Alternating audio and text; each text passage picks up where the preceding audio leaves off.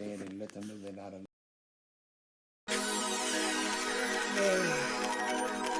1, 2, 1, 2. Here we go. It's my time to rise. It's my time to shine. It's my time to live. It's my time to fly. It's my time. It's my time. I can see it. I can feel it. Time has come now to reveal it. I've been waiting for a long time. Gotta do it. And won't let nothing hold me down. Gotta do it. Because I may not get another chance. I believe it. If I want it, I can have it. I believe it. Done with falling, done with losing. I can do it. I think I'll tell myself again. I can do it. Yeah. And I'm not gonna stop till I win. 'Cause it's my time to rise. Hey. It's my time to shine. Oh. It's my time to live. It's my time to live. It's my time to fly. Oh, it's my time. It's my time. Good evening, everybody, and welcome to Shine. I am Kendall Anise, and this is Shine, the podcast. I go by the name of Lady Motivator. I am a certified transformational life coach, a transformational expert, and author. Shine is a show where I shine the spotlight on people, topics, and subjects that are real and relevant to you. Tonight, I turn my spotlight on autism. Let me just read a little bit about autism. About 1% of the world population has autism spectrum disorder. Prevalence in the United States is estimated, at 1 in 59 births. More than 3.5 million Americans live with autism spectrum disorder. Prevalence of autism in the U.S., children increased by 119.4% from 2000. Which was it was 1 in 150 people. In 2010, it was 1 in 68. Autism is the fastest growing developmental disability. Prevalence has increased by 6 to 15% each year from 2002 to 2010. And these facts come from Autism Society organization. So when I decided to do this show, I did this show for multiple reasons, which I'll get into momentarily. But when I decided to do this show and I put it out there on social media, if anyone was affected by autism or if they were a parent of autistic child, I got so many shares, so many reposts and inboxes. So it's clear that it's affecting a lot of us, and a lot of people are, I don't want to say dealing with autism, but they have an autistic person in their lives. And one of our guests said, I love someone with autism. So before I go any further, I want to introduce my guest this evening. I'm pleased to have lovely guests on this show that I have an expert coming on, which I'll introduce momentarily, and I have 2 parents. Well, I have 3 parents because my husband is sitting in and he has been raising an autistic child by himself who is now 22. So this touches our lives as well. So he'll be sitting in on the show, maybe chiming in, asking questions, but really just to listen to other parents and experts and just get, because it's a funny thing, because even if you have a child with autism, you still only know your child for the most part. So you don't know what other parents go through unless you're in a support group. So before I even go any further, again, let me introduce my guests. My guests tonight are Patrice Dawson. I have Tracey Stanley-Forte and Dr. April Lisbon-Peoples, who is a life coach and autism coach strategist. Darryl, you ready? I'm ready. All right. I need this. Okay. All right, guests. Are you there, ladies? We're here. I'm here. Welcome to Shine. Yeah. Thank you so much for answering the call, literally. You are more than welcome. Absolutely. So I have Pleasure. Tracey, you're on the line? Yes, I am. I'm so happy. I just want to, well, I don't want to say too much because you're at work, but thank you so much for making yourself available. I know at first, you definitely wanted to be a part of this show, and you said that you worked during this time, so you weren't sure, but you had so much to share. So I'm glad that you deem this important, because what you share might change somebody's life today. So thank you so much for joining me today on Shine. You're welcome. And Patrice? I'm so honored to be here. I'm excited just to be amongst other autism families, as I would like to call them, just so we can collaborate and share amongst one another. Absolutely, Patrice. Thank you so much. Before the show started, I was saying that Patrice and I were debutantes together in the cotillion back in 1988. So I'm pleased to to have you on Shine this evening. And Doctor, thank you. I don't know if I call you Dr. April or Dr. Lisbon-Peoples. What would you like to be called? You know what? Everyone calls me Doc April, so Doc April is fine. Doc April. All right. Well, thank you so much for taking time to join this podcast to talk about what clearly is near and dear to your heart. So, I'm sorry. Go ahead. Absolutely. Thank you so much for having me on the call tonight. Thank you. So I'm going to start with you, Dr. April.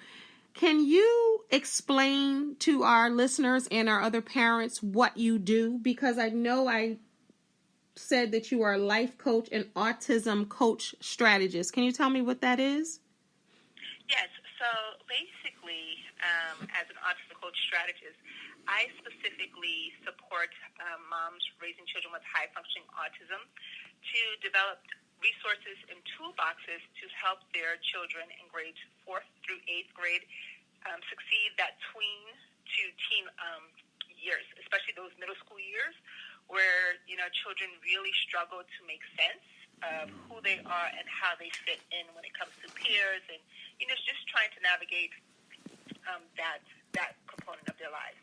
And then as a life coach, I then support those moms in helping them to go from, the guilt and shame that's often associated with raising a child with autism, break free of, being the super parent hero, that stigma that is often associated with raising a child with autism, and then, reclaiming their voices, that they are still here, they're still available, and that they are the best advocates that their children need in order to be successful in life.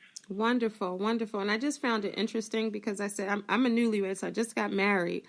But my husband has been raising a child, who is now a young adult with autism. And I found it interesting that you said assist moms. And I think about him and I think about the single dads dealing with that. Because I read somewhere once that dads have a tremendous load when they're dealing with a male child who has autism, and just really trying to wrap their heads around their child having autism and that they will be, I guess, different than the other students and all the hopes and dreams that sometimes a father has for a son. Are there any programs out there for dads?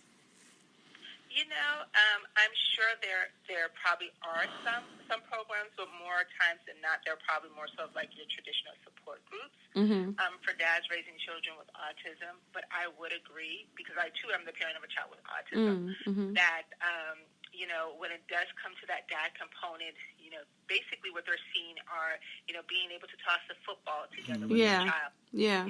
Having those, daddy moments. Yeah. That is so customarily, I hate to say, seen on television. Right. That they're hoping that will be, their lived experiences. And when it's not, you're right, it is much more challenging for dads, because from what I have seen, with within my profession and things of that nature, it's always the moms Yeah. who are caring for the child with autism and less of the dad. So I honor your husband today, because that is a task that's few and far between. So if he was able to do it, my hat's off to him. Yeah. Like, that's very few and far between. I mean, if I can be frank, the mom walked away when he was a baby. Yeah. You know, and he obviously stayed, and his son is 22. Because that is a challenge. A lot of people, it's difficult to accept that your child will be different or have special needs. Patrice, can you tell me your story? Tell us your son's name, and tell us when he was first diagnosed, or did you know that something was different? Because this is your first and only child, correct? Yeah, correct. Currently, Spencer is 9 years old, and Spencer was a miracle child. So after some medical issues, I was excited, elated that I would be having a child. And when he was born, let's just say I was considered high risk because of old maternal age. So when he was born, there was no, red flags right away. But, and I was just so elated. And then for me, my education background is early child care education, and everything. And I was always on the other side of the table, helping parents with their children. But maybe around 12 or 13 months, some of the milestones were just not present, and just really being concerned with his speech and really not, in eye contact. My husband is over here shaking my vocabulary. My husband is over here shaking his head with everything that you're saying. Mm-hmm. Wow. Mm-hmm. And he was in the early intervention program because I knew what resources to ask for. I started with speech therapy. So he was in the early intervention program, and he was receiving OT, and he was receiving speech both in the daycare in their home. And then I requested for him to be tested. So he was in the pre-K program. And at this time, we was in a different state. We was in Alabama. And God bless them. They did the best they could with what they had, with the resources that they had. But now we're in New Jersey.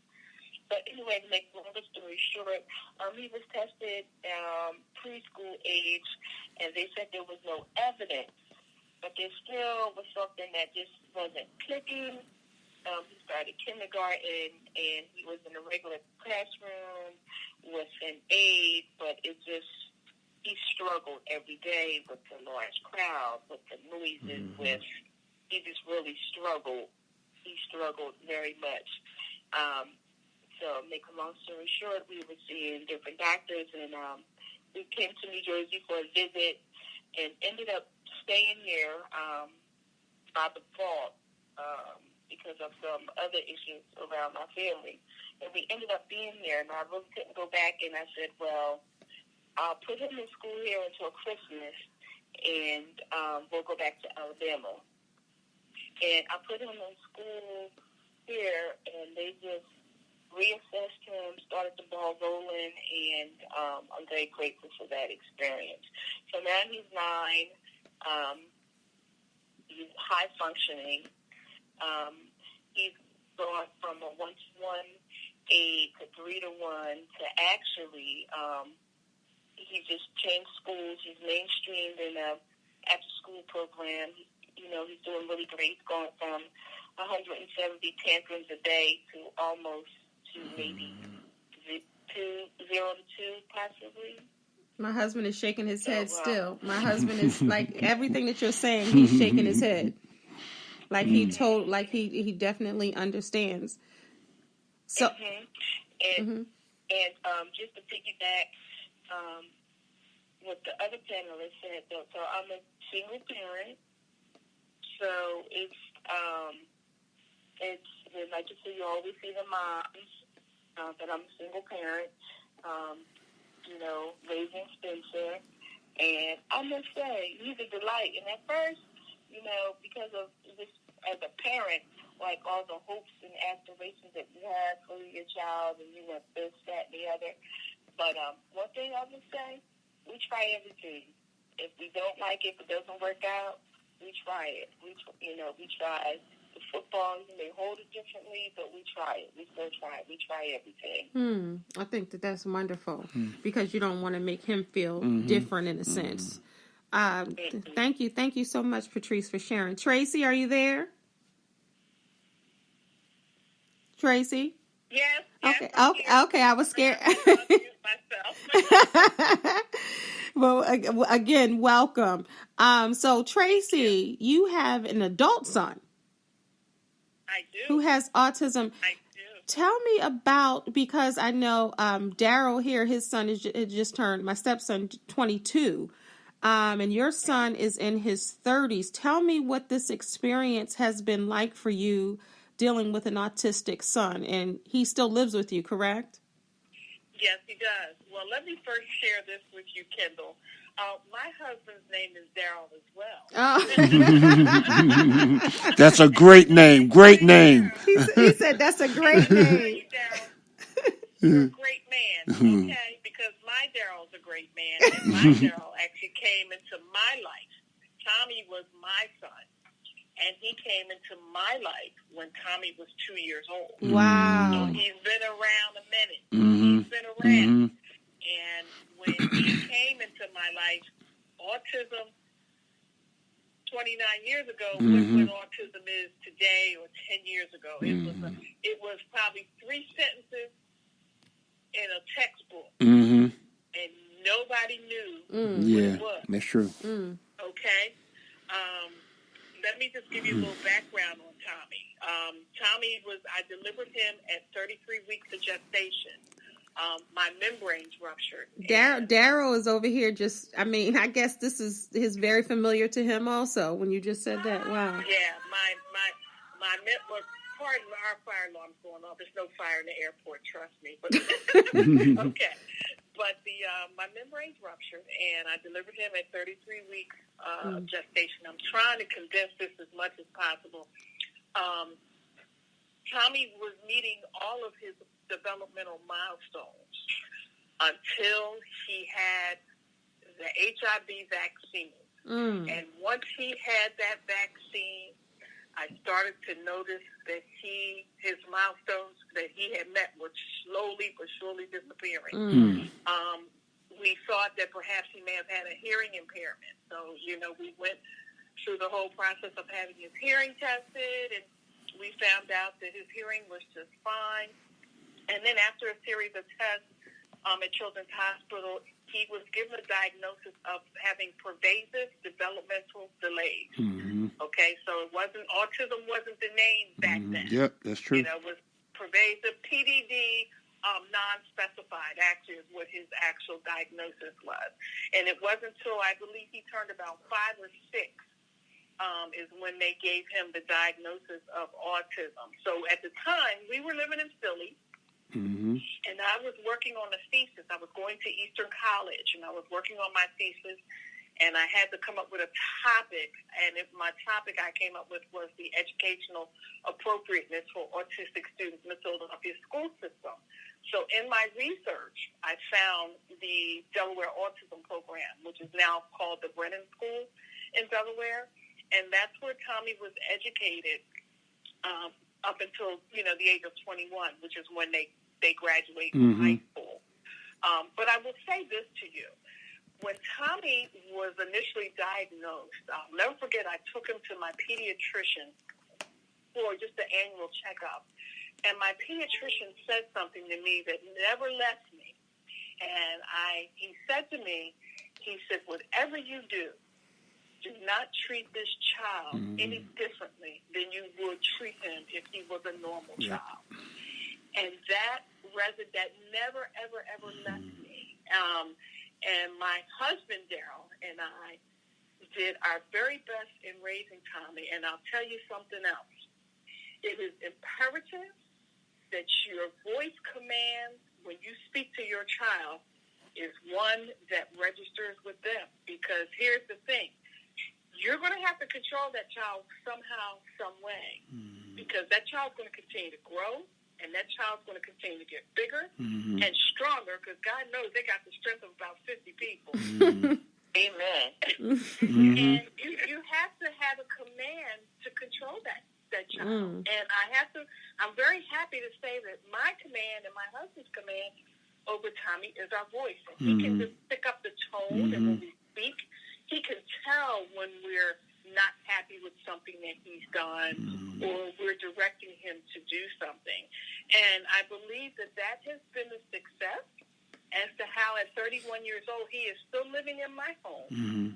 Okay? He doesn't destroy. I mean, he's had his moments and tantrums, and we, had to look at medication for him.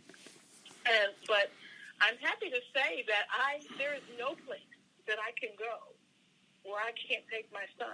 And I have taken him just about everywhere that I go. Because one of my philosophies was that he had to fit in my world. I refused to fit into his.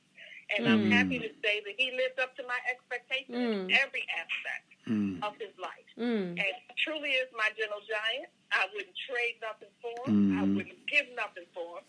And I just think that the key with raising autistic kids is that you got to get that control somehow, some way, but you got to find a way to get that control over them.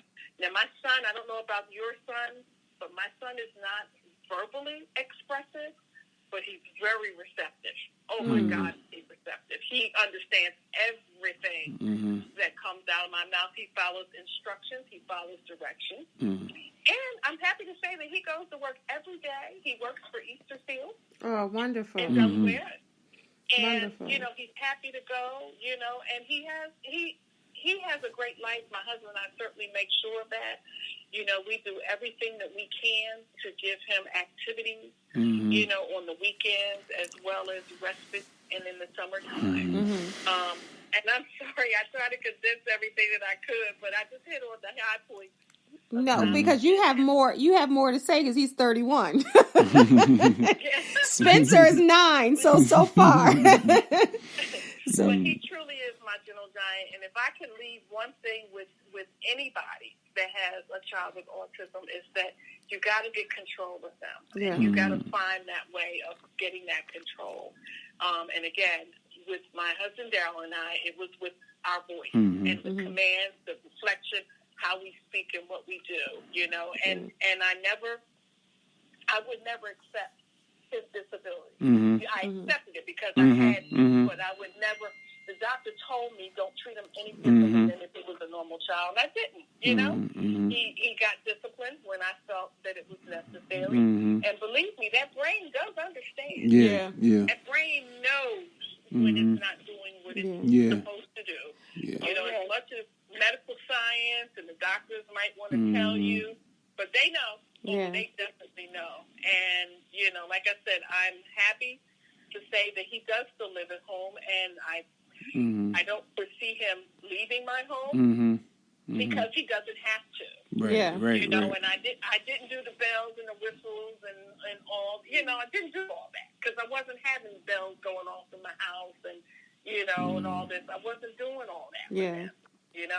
This is how we're going to do it. Yeah. And he adapted right to it, and we have lived very happy as a family with him living in our home. Thank you so much, Tracey. Thank you for sharing that. And Darryl Jr. is really, I guess, a gentle giant. He's 6'5" with autism. Well, my son is 6'4". So wow. They need to get on a little team, a little basketball team or something. But Doctor, he does play basketball with Special Olympics. So all right. His room is lined with gold medals. Oh, wonderful. Doc April. Yes, ma'am. Dr. April, I wanted to talk to you about, again, if you're just tuning in, Dr. April is an autism coach strategist. So I really wanted to talk, and you're also a parent of an autistic child, right? That's correct. Okay, so I wanted to talk to you about, because we hear a lot of myths, we hear a lot of possibilities and maybes, and I wanted you to shed some light on this. As we're talking, We're talking about young black boys, African American boys.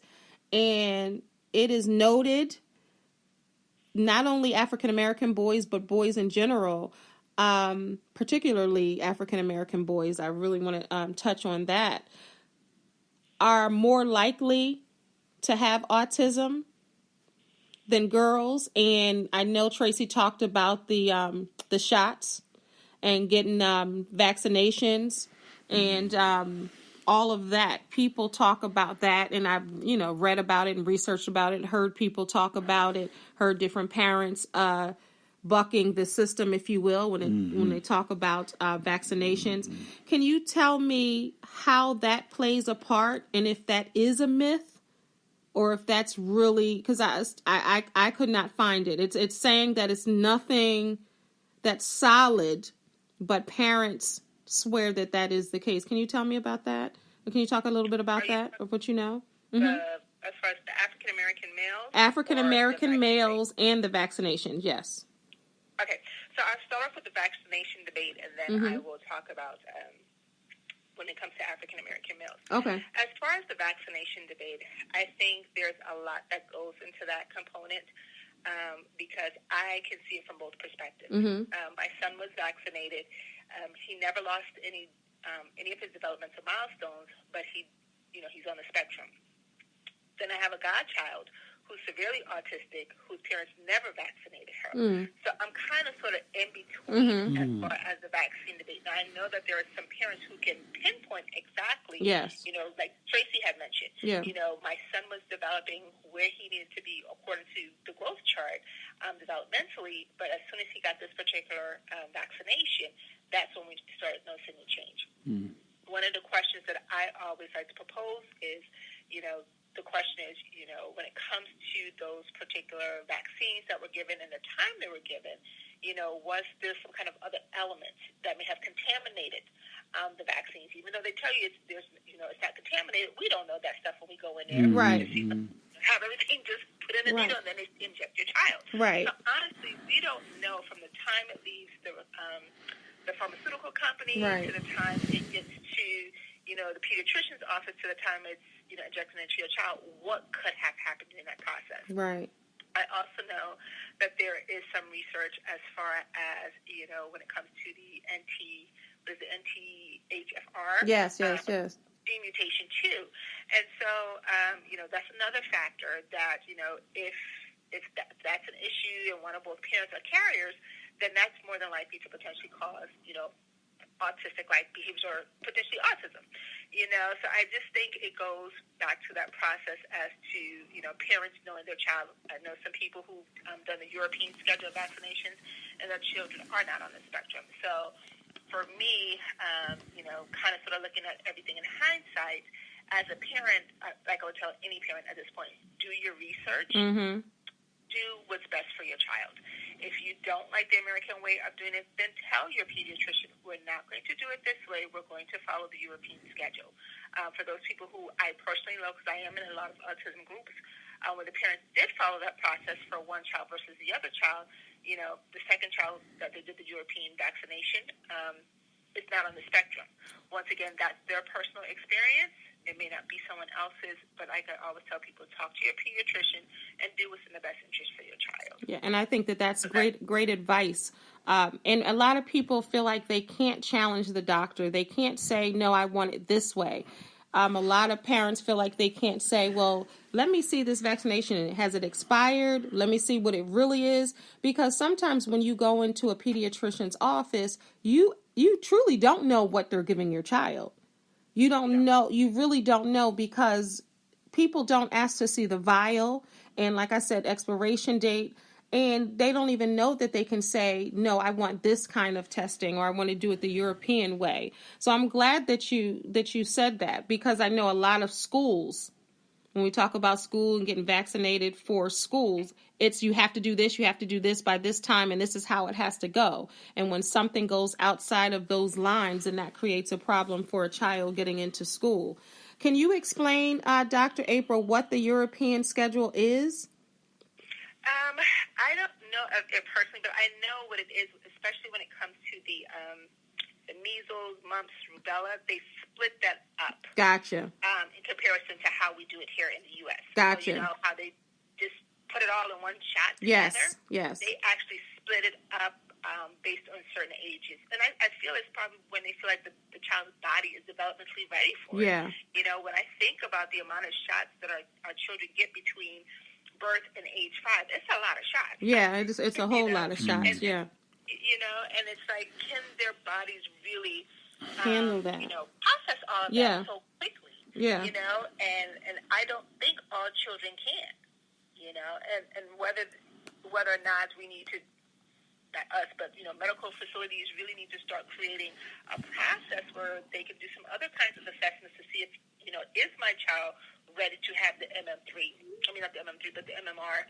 Yeah. You know, all in one shot, or, you know, triage. The measles, mumps, and rubella. Yes. Uh-huh. Yes, exactly. Because, you know, the more I keep listening to the statistics, I'm like, wow, not only has the rise of autism increased since 2010, but I'm thinking to myself, my child was born in 2005, and it seems to have doubled. Yeah, it has. So there's something that's not going on. Yeah, something, you know, it's going awry. And until we start being honest about what we're doing to our children, the rise of autism is going to continue. And I'm tired of children being experimented on. That's right.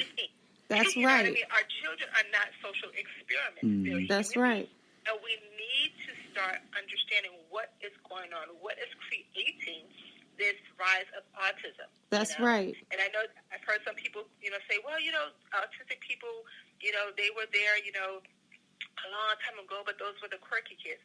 I'm like, okay, I get it. We all have our quirks, but not to this degree and not to this level and not so rapidly. Absolutely. That's my concern. And so we need to open up that discussion as to what is creating this mad rush of autism that we're seeing recently. Absolutely. So, very well said. And that's why it was important for me to do this show, because I'm all about, with this show and my platform, I think it's important to educate and bring awareness to, like you said, things that are running rampant in our society, in our communities, running rapid, and just trying to shed light for those that don't know, or to be support for parents with an autistic child.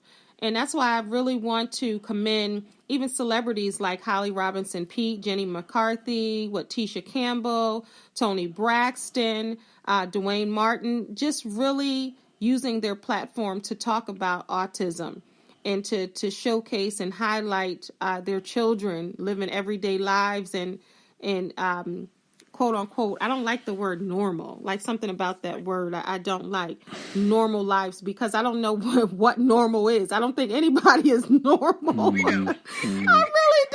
And I don't want to be normal. And I don't have autism, but I don't want to be normal. That's kind of boring. I don't know about that word, but so I really think it's our duty to use our platforms to shed light on different topics that affect our communities and that affect our children and our lives. Patrice. Yes, I'm here. Okay, so you said that originally that you had Spencer in regular school, correct? Or just yes. I don't like to say regular school, and but in a regular classroom. In a regular classroom. Classroom. When he was in kindergarten, he was in a regular classroom, and we were in Alabama at the time. And I want to say we were in an urban district, and I want to say it was maybe 17 or 18 students in that class.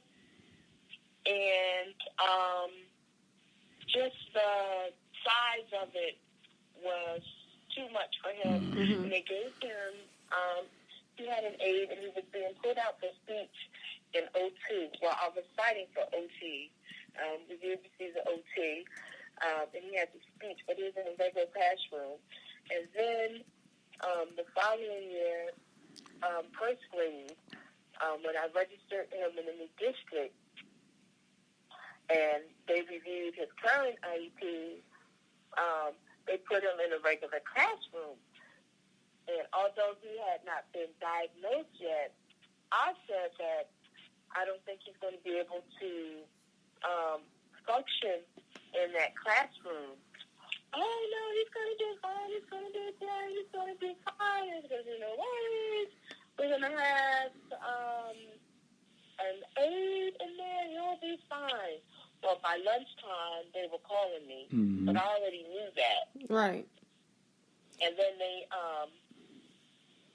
met, and they put him in a MD class, a classroom with multiple disabilities, and it was 7 students with the classroom teacher and 4 parents, because it was a lot of 2-to-1, 1-to-1 or 2-to-1. Yeah, and they had the para educators in the class. Yeah. Right. They had the para educators. But we also started, after the school year started, so they actually had to hire an aide for him. Okay. And so he stayed in that class, just that first grade, because if he had gone to that school for kindergarten, he would have been there for kindergarten, first grade. And then when he finished that second grade, for second and third grade, he moved into another classroom, and his parents followed him, and he had that teacher for 2 years. Okay. So now he's in 4th grade, and he's still in the MD class, but the way they have it categorized now, they're categorized at their ability level. Okay. So I want to, this time goes so fast, and that's why I said up front that we'll probably need a part 2. So we're definitely going to do a part 2, because there's so much to talk about and so much awareness that we need to bring. I just want to, for those out there that are listening, it's always, of course, best to see your physician, do your research to really find out more about autism. I'm going to briefly read a couple of signs that your child may be on this spectrum. So if you're looking at your child, first I just want to say a parent knows their child. And if you had other children before, then you kind of know the milestones that they will hit. Or if this is your first child and your child is nonverbal when he or she is supposed to be verbal, or if you take them to their appointments, hopefully annually, if you see something wrong or you see something that you're not sure about or you want to talk to your physician, you can always make an appointment to do that, to get clarity about your children, and also do your research. Don't do so much research where you drive yourself crazy looking up all of this stuff. Really, you want to hear some hard facts and some hard truths. But I'm going to give you 10 signs that your child may be on the autism spectrum. If they have a unique toy habits, they always want just this one toy. It gives them comfort. It gives them joy. Difficulty relating to others. They have problems with sound. Like sometimes it's just too loud. They can't focus in an environment where the sound is just really piercing. It sounds piercing to them. May not be to you, but to them. They have trouble adapting to change. They experience speech delays. They're passive or hyperactive. There's so many signs that your children may have autism. So I would definitely encourage everyone to just do your research. Contact a professional. Contact someone like Dr. April. And I'm going to give they're going to give all of their contact information. But I just wanted to read quickly. We're running out of time. This time goes so fast. Education. So when we're talking about children with autism, 35% of young adults ages 19 to 23 with autism have not had a job or received postgraduate education after leaving high school. Those are statistics. And of course, we have those outside of those realms that exceed and do well. Like Tracey was saying, her son has always had a job, and he has a job now at Easter Seals. It costs more than $8,600 extra per year to educate a student with autism. The average cost of educating a student is about $12,000. There are so many statistics out there, and I want to give these last moments for our guests. Are you willing to talk to someone if they need your help, advice, and all of that good stuff? Are you open to that? I guess I'm putting you on the spot. Absolutely. Tracey's willing to speak to anyone who wants to talk. Okay, wonderful. And I'm sure Patrice and Dr. April. Yes. As, Absolutely. So, I mean, I'm going to go around with each person. Darryl, do you want to say something? No, I just wanted to commend the ladies as well, because it's challenging. It's challenging, but one of the things for me has always been to push my child to make sure that he's loved, secured, but not feeling like a victim. To make him aware that he may have some differences, but he's still great, and just to defy all the odds, which my child has been doing. And I didn't allow, just the doctors and so forth, not so much as the doctors, but certain people just to say anything and let it be so, if that makes sense, and not just accepting just the status quo of the circumstances temporarily that he was facing. And because he started out very much like all of you said, he was fighting a lot. They tried to say he had ADD. He had some developmental delays, but even though some of those things were reality, I believe in the power of prayer. I believe that God is able, and I believe that God has a purpose for our children. And even though they may have special qualifications, but he's able to do exceedingly and abundantly above all that he can ask or think. And they are just amazing. And I know hearing some of your testimonies, I'll say, about your great young men, I see greatness in spite of where they may be temporary situations. I still see greatness because some areas are more heightened than others. If we can just bring balance to it, you know what I'm saying? So it can be even. And I can just see them doing great things. So I just commend you ladies for coming forward and doing what you've done. And we definitely want to help others to know that they're not alone. The parents and the men, because I know there's more men out there as well that may not have spoken up as of yet, but we're here. And thank Kendall for doing this show, my beautiful, sexy wife. Oh, goodness gracious. Lord have mercy. It's not that type of show. Is the show over yet? It's not that type of show. All right, look. All right, all right. Now, hush now. This is about business. No, I'm just joking. But thank you so much, everybody. I know I'm rushing the end because the time goes so quickly, and I want everybody to get everything out. So everybody's willing to come back for part 2 next week? Absolutely. Yeah, absolutely. Thank you so much. And if you're listening out there, which I know you are, a lot of people are interested in this show. If you have questions, I will post their social media platforms on this post for this show. But if you have any questions that you want to ask them directly, you can go to livingtruelivingyou@gmail.com. You can send an email to me. You can Facebook me at Kendall Lanice. You can reach me at livingtruelivingyou.com or ladymotivator.com. 30 seconds. Tracey, parting words. It's just important, as Darryl said, to know your child's abilities, capabilities, but also help them to strive to be the greatest that they can be. Wonderful. Patrice, 30 seconds. I believe that every child should have as many opportunities as possible, and we should not limit them just because they are categorized differently. Right. Beautiful, beautiful. Dr. April, I'm going to leave the 30 seconds, the parting words with you. Yes, sir. Consistency. Be consistent when it comes to raising a child with autism. Let your yes be your yes and your no be your no. They do not live in the gray zone. Don't whatever you do, make it clear, concise, and ensure that they are able to achieve it, because that's very important for children with autism. They have to know that they have the ability to achieve it. Wonderful, wonderful. I think this was a great show, ladies. Yes.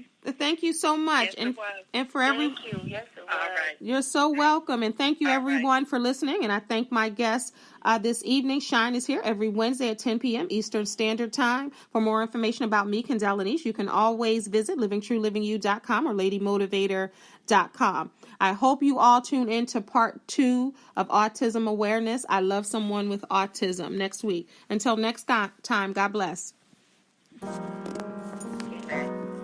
Good night.